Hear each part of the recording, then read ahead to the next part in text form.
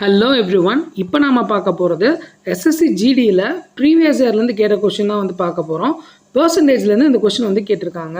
ஒரு பொருளின் விலை 24% குறைக்கப்பட்டால் செலவு மாறாமல் அப்பொருளின் நுகர்வு எவ்வளவு சதவீதம் அதிகரிக்க வேண்டும் அப்படின்னு கேட்டிருக்காங்க. சரிங்களா? ஸோ செலவு மாறாமல் அதிகரிக்க வேண்டும் அப்படிங்கிற மாதிரி கேட்டிருக்காங்களா? ஸோ ஃபஸ்ட்டு 24% நான் எப்படி எழுதிக்கிறேன்னா 24/100 எழுதிக்கிறேன். சரிங்களா?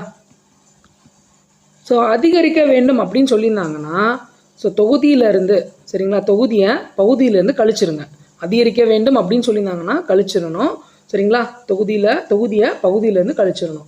இதுவே குறைக்க வேண்டும் சொல்லியிருந்தாங்கன்னா தொகுதியை பகுதி கூட கூட்டிக்கணும்.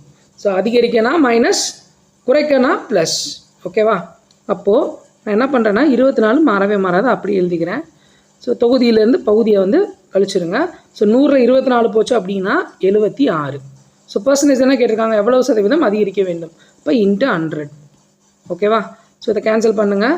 6 நாளாக 24, 19 நாளாக 76. ஓகேவா? ஸோ 6 × 100 600/19.